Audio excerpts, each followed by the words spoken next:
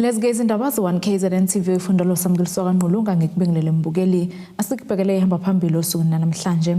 Badonswe ngendlebe omasipala ngenkence bakhishwe bengazelele esakhiweni kanti kaloliwe isivule isikhumulo samaloli.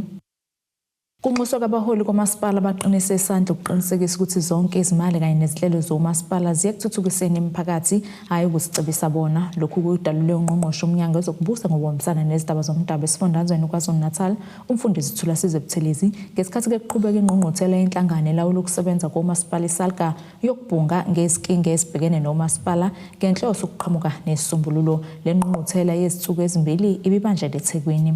Kugcizelelwe ukuphathwa komasipala ngobuqotho nangaphandle kaQobo ngesikhathi kuqhubeka ingqungquthela yokudingida ngezinkinga ezikhungethe omasipala KwaZulu-Natal. Thina njengomnyango wakwaCocta besizogcizelela ukuthi sifisa ukuthi omasipala baphathe ngaphandle koGobo lokho kuthiwa i-clean audit kuze makufika umcwaningi mabhuku abone ukuthi izinto ihanjiswa ngokomthetho nangendlela. Sibese siqinisekisa futhi ukuthi sekuyisikhathi sokuthi abaholi bethu komasipala baqinise isandla ekuthenini zonke imali ezikhona nezinhlelo aziye phela ekuthuthukiseni abantu. Asizile lapho kuzoyithuthukisa thina njengabaholi kodwa sizothuthukisa abantu. Okunye okudingidiwe kule ngqungquthela yensuku ezimbili ukuthi ke siphelele isikhathi seyikhulu ehlala emahhovisi zingayi emphakathini ukuyobhekana nezinkinga zemphakathi, ukuqashwa kwabangenalo ulwazi lomsebenzi, ukugxambukela kwezopolitiki ekusebenzeni kwabalawuli nokunye ke okuningi. Obuthelezi ukhale kakhulu ngendlela okwabelwa ngayo imali omasipala nathi ke kayinabulungiswa. Indlela omasipala bethu ababelwa ngayo inkece ayinabo ubulungiswa lokho kuthiwa i-funding model. Omasipala ibona basekhaleni lokuletha intuthuko kubantu. Kodwa uma ubheka inkece eningi iya kusifundazwe, eningi iya kuhulumeni kazwelonke. Sibeke sesihlaba ikhwelo lokuthi sizocela ukuthi uhulumeni ubuyekeze indlela omasipala abacosha ngayo ibudget. Sikhuluma nje kuneyinhlekelele kade kunomlilo wequbula owenze omkhulu umonakalo. Omasipala bethu abanayo inkece yokubhekana naleso simo. Ngakho ke sinethemba lokuthi uhulumeni uzokwazi ukuzizwela bese inkece eningi ikwazi ukuthi iye komasipala ukuyosiza abantu. Abebengxenye lengqungquthela baveze izinkinga ababhekene nazo komasipala ababengamele. They know ama-challenges esinawo ukuthi asinankinga yokuthola u-clean audit but i-caliber yabasebenzi esinabo in the form of senior managers. Ngathi isibonelo nje CFO uthola ukuthi abawona ama-chartered accountant. Yayibona nto enjalo. So for sure they will try by all means ukurelya kuma-consultant ukuze kwenzeke lokho.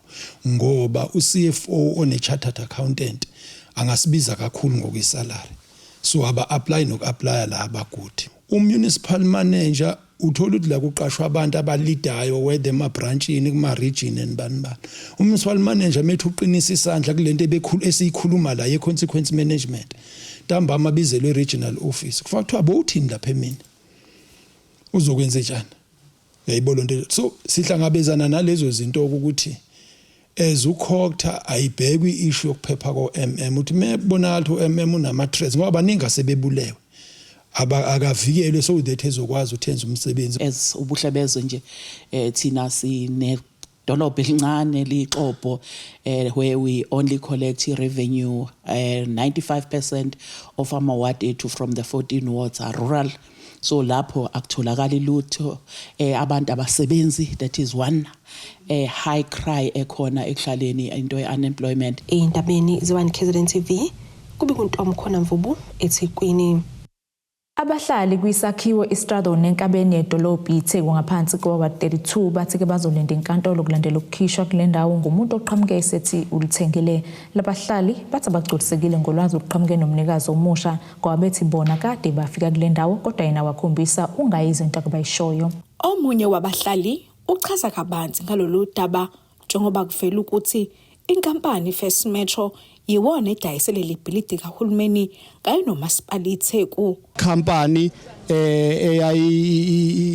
under lama flats yasi asazi noma yadayisa ikazi sitshela kukho into esinikeze yona ukuthi yadayisa noma yenza kanjani, but into esitholile sithole sesilandelwa umuntu ozibiza ngokuthi wawathenga lama flats and usifuna information. Le information esilindele ukuthi ngabe uyithola kulomuntu athenga kena, because mawuthenga i-property I believe ukuthi uthola yonke into information ukuthi obani abahlala khona, babe subsidiziwe uhuman settlement, ba subsidizwa bakunikeza amaliza adlulisele kulowo muntu olandelayo.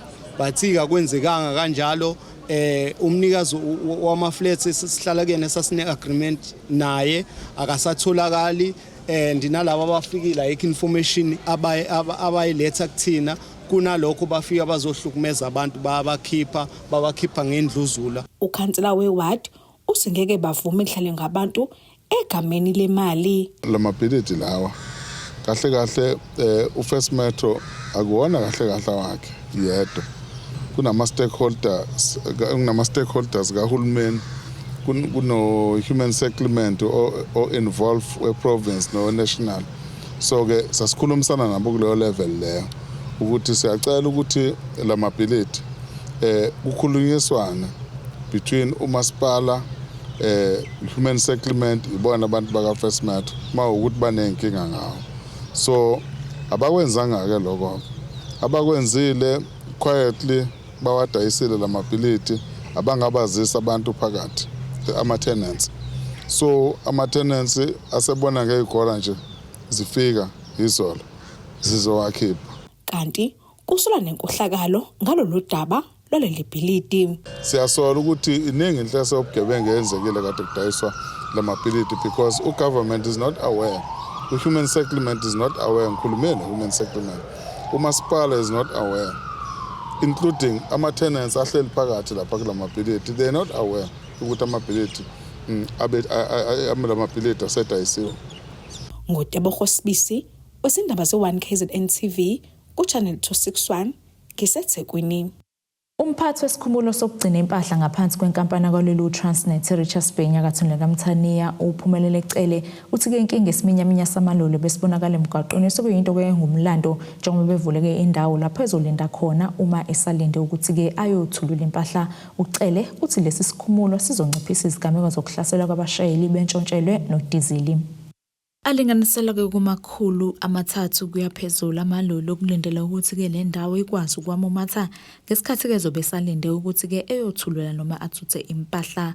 Lena ke ngeminye yemzawo eyenziwe inkampani kalolu Transnet Richards Bay ukulwa ke nokugcwala kwama trucks emgwaqeni abedala ke isiminyaminya. Ku-N2 ke then create ama problems amaningi. One, i-crime ibisinyukile ku-N2. I-congestion ku-N2 because ke ama-private vehicles esetshenziswa umphakathi uthothi ba-affected, uthothi kuba ney'ngozi zemoto ezikwe-N2. Siphinde futhi sibe nenkinga yokuthi ke i-municipality emgwaqeni i-municipality le Mhlathuze uthothi nakhona ama-trucks amakhona lapho uthothi ke agcina siba inkinga kumphakathi wonkana. So lonto le yenze ukuthi ke thina siphakame ke su-TPT o Transnet ukuthi ke asizame ukuthi sibheke ukuthi ephi indlela esingenza ngayo ukuthi siwasuse lama trucks kwimigwaqo yani ye-municipality naku N2 okuyindawo ka Sandral. So sawazi ukuthi sakhe le staging area ke. The staging area sine minimum of 300 trucks, sakwazi sizophusha ke ko 400 plus ukuthi bafake khona la, then bese siyakwazi ukuthi ke siwadonse ngaphakathi kwi-terminal ukuze sikwazi ukuthi sisebenze kahle. Njengoba ke belokhu beliqalile lolu hlelo olusha uTransnet uthi ke mkhulu umehluko abawubonayo futhi ke banethemba lokuthi uzonciphisa nomsindo obusodalekile ngalama trucks. Kuzokhumbuleka ukuthi ke ngaphambilini umasipala uMhlathuze wake wakuveza ke nanokuthi ke uzokuthathela izinyathelo lokhu. Umehluko omkhulu kakhulu, and then I'm sure ukuthi bonke abantu ababhekile i-operation yase Richards Bay babona ukuthi ama-trucks amaningi asesukile kuphi ku N2 and futhi ke nakhona ukuthi ke siyaphinde futhi silekelele ukuthi ne rail nayo iyazama ukuthi ibuye but kodwa iqinisele imsulwa ile ukuthi ama trucks manje asesukile ku N2 sakwazi ukuthi siwabeke khona la and then ke no driver nabo because ke nabo bebethola ukuthi ke sebexayekile and then mhlawumbe bayothuthi benabo inkinga abahlangabezana nazo uthuthi sibelwa bebodwa kodwa njengamanje bajabulile nabo o driver bayona indawo ukuthi abafike bameke yona sikwazi ukuthi sisebenzisane kahle nabo. Njengoba abashayeli bebechitha isikhathi eside emgaqweni nasesigangeni belinde olayini bebebhekene ke nobunzima bentshontshelwa udizili nobunye nje ubugebengu ngalokho ke bathi kuzobalekelela kakhulu ukuthi bazizwe bephephile. Staging area lesisisha ngisibona ukhona umehluko compare ku N2 lapha bekade sihlaliswa khona because ku safety lana asitshontshelwa udizili akukho lapha esibanjwa khona. Eqaleni bekuyi risk kakhulu sisama lapha emgwaqeni. So okay okwamanje siyabonga ukuthi at least simovele lana inside even though somewhere somehow ngaleso sikhathi but yabo iba khona leyo queue leyo but not that much but okay isikhathini esiningi ke siba lapha phakathi so anyway sifila safe. Kuvukeke umunye enkonzweni yesikhumbuzo yaDokotela waseScott uDokotela Thulani Ndlovu odlule emhlabeni ngomsombuluko.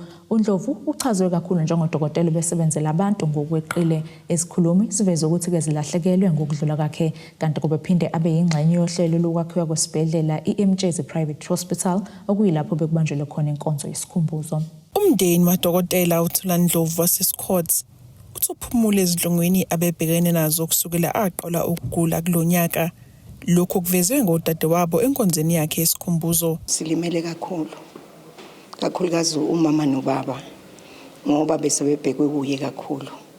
So eguleni kwakhe besinethemba lokuthi uzoba ngcono ngoba ugula uqale ngoFebruary then kwaze kwamanje ke. Kodwa nje besilibe sikhuleka sinethemba lokuthi uzolulama. Kwaze kwaba ukuthi ke lesi sikhathi samfica ke sokuthi asishiye emhlabeni. Silimele asikwazi ukuchaza.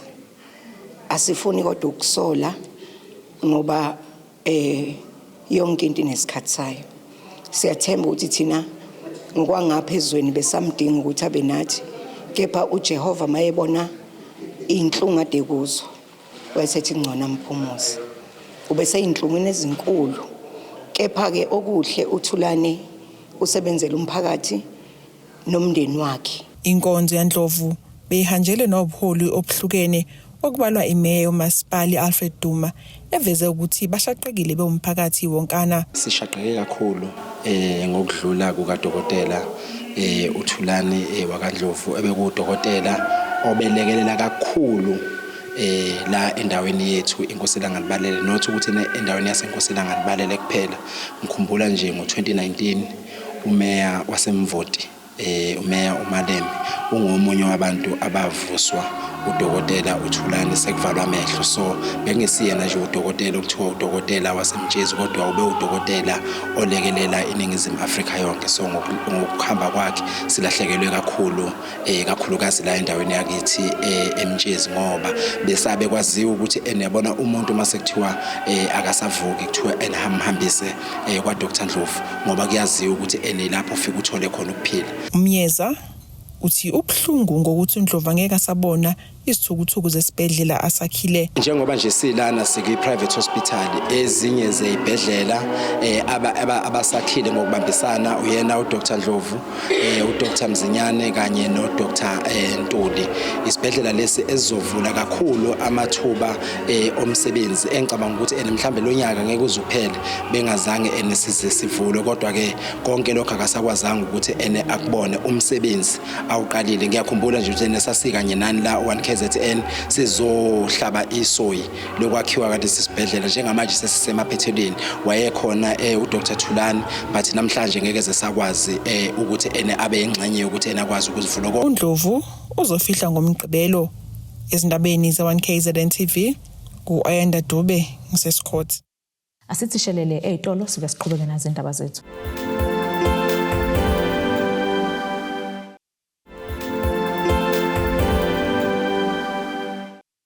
Asikwamukele ke mbukelo ubukelo zona indaba ze1 KZN TV nazi ihlokwana kuyizona ehamba phambili usona namhlanje. Badonswe ngendlebe omasipala ngenkence bakhishwe bengazelele esakhiweni kanti kaloliwe isivule isikhumulo samaloli.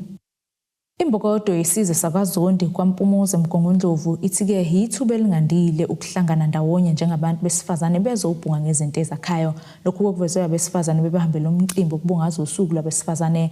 uNdlunkulu Mvaliyomusa Mzimela Zondi uthi-ke ufuna abesifazane baphume kulolu hlelo sebenolwazi olusha abangalusebenzisa ukuguqula izimpilo zabo. Bahlanganyele ehholo lomphakathi abantu besifazane bakwaMpumuza ukugubha usuku lwabo iWomen's Day. Laba bathi kubalekile ukuphuma uxoxe nabanye abantu besifazane. Usuku olubaleke kakhulu thina kakhulukazi thina Mbokodo. Usuku esibungaza ngalo konke okuhle okwenziwa abantu besifazane. Uma sihlangene kanjena sabantu besifazane sesithola ukubonisana ngezinto eziningi, isikakhulukazi izinto ezinhle esizenza emakhaya, miningi imisebenzi esiyenzayo emakhaya, sikhulisa abantwana. Sinana nenkinga ke mhlambe esithi masihlangene uthi mawusuphuma uzwe omunye umama ebeka ngendlela ezokwenza ukuthi mawufika ekhaya kufike kube lula. Kubalulekile ukuthi sinakele impilo yethu njengabantu futhi asebebadala ukuze sihlale siphilile sonke isikhathi sikwazi ukunyakazisa umzimba, sithatha namaphilisi lawo vele ekufanele siwathathe ukuze sihlale siphila ngaso sonke isikhathi. Sisebenze emakhaya, sitshale ukuze sithole ukudla okufresh. uNdlunkulu wesizwe uthi bahlele lolu suku ukuze bezobungaza imbokodo namagalelo ayo. Oqala nje ngibancoma ukuthi you're doing good kakhulu. Sisingalaleli ama-judgments abantu because sometimes kunezizathu esiba nazo thina njengabantu besifazane. Yabo uma usesimeni wena omunye umuntu angasi-understand bese uthatha iy'nqumo ezithize usemzini wakho bese beyakujaja. Umuntu wesifazane akenzi kanje. Lawo ma-judgments ungawathatha wafaka enhlizweni ngoba wena usukwazi ukuthi leyo nto yenzayo iyalakha ikhaya lakho uqhubeka wakhe ikhaya. Sizazi ukuthi singabantu besifazane thina esiyakhaya imizi yethu futhi thina esibhilizayo imizi yethu noma ngabe inini umuntu wesifazane ufanele ukukhuleka. Indawo yokuqala umuntu wesifazane abika kuyona uNkulunkulu. Umuntu wesifazane kufanele kube umuntu ogugayo edolweni because uzohleze ekhuleka. So labantu besifazane ababhekene nezinto eziningi abawobaba abawomama abayikho konke emakhaya abaqhubeke bayibambe. Uqhube wathi kubalekile ukubeka besifazane esikhundleni ezizobenza bakwazi ukwenza umehluko emphakathini. Siyafisa kakhulu ukuthi umuntu nomuntu wesifazane ivele indima yakhe. Because kaMpumuza sina nenduna yomuntu wesifazane. Kukhombisa khona ukuthi siyafisa abantu besifazane babe sobala babonakale nabo ukuthi bakhona futhi inkulu indima abayidlalayo inkulu kakhulu because kwezinye indawo akulunga umuntu wesifazane uma ngabe engekho. Kunalezi zinto kunalama ideas asuke ezofika nomuntu wesifazane kunale misebenzi yenziwa umuntu wesifazane ongeke akwazi ukuyenza umuntu wesilisa. Lo mcimbi bewuhanjelwe izihambeli ezahlukene kanye nezikhulumi okubalwa odokotela, osonhlalakahle kanye nezinye ebeziqwashisa besifazane. Ezindabeni ze1 KZN TV ku-Ayanda Dube kwaMpumuza eMgungundlovu. Nakuba-ke iseyinkinga yamathuba omsebenzi kuleli inhlangano engenzi inzuzo iNewcastle Face of the Earth Foundation ithi-ke izimisele ekuthuthukiseni nokuqhakambisa amakhono entsha yakhele isifunda Majuba. Lokhu-ke bakwenza ngokufundisa intsha ukulingisa kanye nezinye izinto eziphathelene namaciko kanye namasiko. Umphathi walenhlangano Samo Spisi uthi-ke ukusebenzisana kwabo nomnyango wezemidlalo amaciko kanye namasiko kuyabalekelela ekutheni-ke bekwazi ukuthuthukisa idolobha iNewcastle kanye nentsha yakhona. Inhlangano engenzi inzuzo eNewcastle Face of the Earth Foundation ithi inhloso yokuqala lolu hlelo ngokuthuthukisa intsha yakhele isifunda Amajuba. Ilana ke foundation which is a non-profit organization eyasungulwa ngo-2014 ngenhloso ke yokuthuthukisa intsha yethu ngamakhono. Sibasiza kakhulu ke ngokuthi bathole ama-skills abhekene nezinto zobuciko and also ebucikweni lobo esidila ngabo ke siyenze sure ukuthi sifaka nokuhlongoza ibhizinisi ukuthi ebucikweni bakho ubese ulidayisa kanjani ubuciko bakho ngendlela yebhizinisi. Laba baxhaswe iCut Sitter kanti bathi labafundi bazokwazi nokuthuthukisa ezinye inhlangano kanye nabanye osomabhizinisi. So leskili kisona esibaluleke kakhulu because sizowalekelela ama local organization njengama NPO ama NGO ukuthi asizakale ngabo lama student esisebenza ngawo because sibacijela ukuthi bakwazi ukuthi how do you do i-administration ye-business lakho, how do you keep amaphepha akho we-compliance ehlelekile, uyibhala kanjani i-proposal ezokulekelela ukuthi ukwazi ukukhuluma nohulumeni ufake izicelo zakho. So ifocus kuwo ama-fundraising, kuwo i-business administration. So okuyiskili ke esiyisona kahle esiyesenze ukuthi inkampani ingakwazi ukuphumelela. Baphinde baveza ukuthi ukusebenzisana kwabo nomnyango wezemidlalo, amaciko kanye namasiko kuyabalekelela ekuthuthukiseni idolobha laseNewcastle. Ukusebenza kwethu no Department of Sport, Arts and Culture kakhulu kwi-KZN province kusilekelele kakhulu ukuthi neNewcastle ivelele as idolobha elingenelayo nayo into enzobucika ngokwa Department of Sport, Arts and Culture. Khona manje abafundi baveza ukuthi liyabalekelela ithuba balitholayo kulenhlangano. This program that we are in is helping us in a lot of ways because there are also people that had kids and dropped out of school, and it's also helping them because it's giving us more information, and it's also it's giving us an opportunity to have something to stand on in the outside world. We really do appreciate. Kanti uSiphiwe Ngwenya uveza ukuthi balekelelana kakhulu namakhosi ukuze bekwazi ukusiza intsha esemakhaya. Sisebenzisana kakhulu namakhosi, sisebenza kakhulu nama-war rooms ukuze information ikwazi ukufinyelela emphakathini. Njengoba sikhona silana kule program le ekhona njengamanje njengoba kunale skills program esila sinabantwana abaqhamuka from eMadlangeni, Danhauser, eNewcastle kuze kufika kuCharlestown emakhaya, and babenefita kakhulu. Thobeka Dladla endabeni ze1 KZN TV ngiseNewcastle. Kube yinjabulo yodwa kubafundi besikole samabanga aphansi Somkhele Primary eMtubatuba ngenkathi inkampani isizinda somnotho sinikela ngezicathulo ezingama-30. Omunye wothisha kulesi sikole sinenhlanhla Mngcango uthi ke abafundi abaningi bebelova esikoleni ngoba ngenxa yokuswela izicathulo, waphinde ke wabonga kule nkampani ebanike uxhaso. Injabulo ibibhalwe ebusweni kubafundi besikole samabanga aphansi iSomkhele Primary ngenkathi inkampani isizinda somnotho izonikelela abantwana ngesicathulo ezingama-30 kubafundi abaswele. Le nkampani ithi lolu hlelo liqale ngenhloso yokusiza abafundi ikakhulukazi labo abangenazo isicathulo nabasuka kwimindeni eswele. Nathi sizalelwe emakhaya, inhloso yethu ukuthi asihambele izikole. Besiqala ke kulesi. Angeke sithi sizohambela ezu5 ezu10 kodwa bekuyisiqalo lesi. Sisaya phambili vele idrive yethu ukuthi kube khona esikwenzayo emphakathini esiphuma kuyo ngoba siyazazi izimo zasemakhaya, sikhulele khona emakhaya. Siyafisa ukuthi abafundi bethu bengakuzwa ukusokola mabeye ezikoleni ukuze umntwana angagcine edikibala endleleni edikibaliswa ukuthi ekhaya uyacela akakwazi ukusizakala.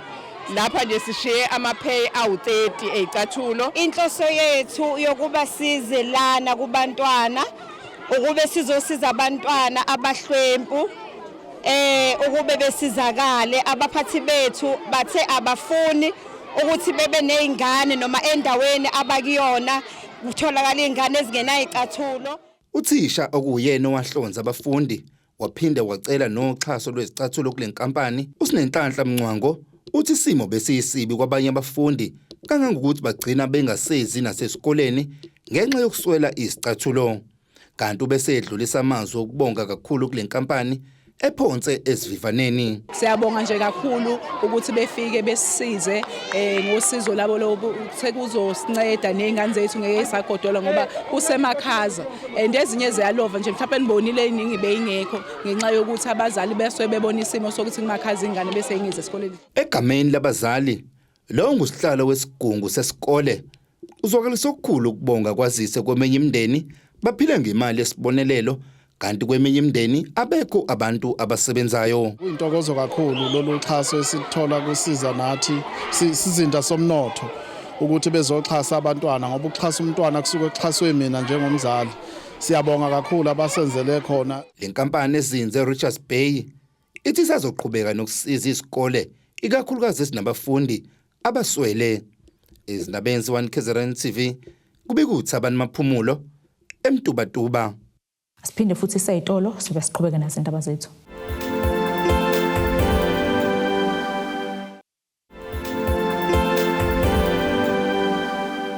Asiphinde sikwamukele ke mbukelo sabukele zona indaba ze1 KZN TV nazi bekuyihlokwano bekuyizona behamba phambili osuku namhlanje.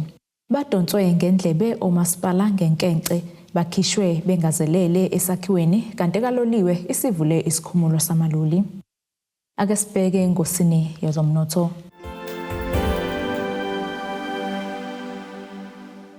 Izimakethe ke zivale irandi lu 18.85 cent maqhathaniswa nedola semelika libu 20.7 cent maqhathaniswa neeuro libu 23.31 cent maqhathaniswa nopondo waseBritain. Igolide lona belu 2,397.69 cent ounce olungahluzo wona ubu $78.33 umphongolo. Ake sibheke ke ngosini yezemidlalo. Umqeqeshi wesizwe labesilisa lombhoxo uResi Erasmus uthi ke bazamukele ngentokozo izindaba zokuthi ukapteni wamabhokobhoko Siya Kolisi uzobuya azodlala kuleli. uKolisi oneminyaka engama32 wafulathelela kuleli ke pheleni kwembhiyozo yokuvikela indebe yomhlaba ngoNovember nyakenye wayojoyina ke iqembu laseFrance iRacing 92. Nokho ke kusanda kuvela ukuthi ke usecele kuyinqaba inkontileka ebizophela ngo2026 kukhonjwa ukuthi ke uzobuyela eqenjini abedlala kulona ngaphambi kokuya eFrance iHollywood Bet Sharks. Nasike isimo sezulu esingalendeleka.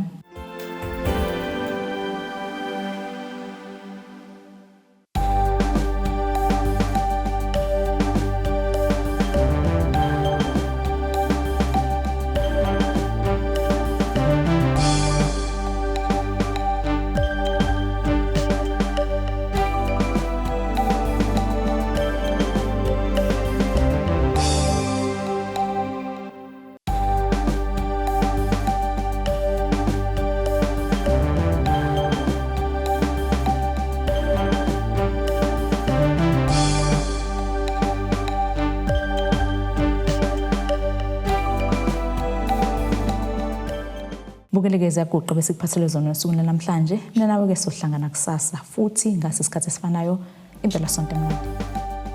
Abethuli bethu bezindaba baxhaswe iTulis Bayview Bridal.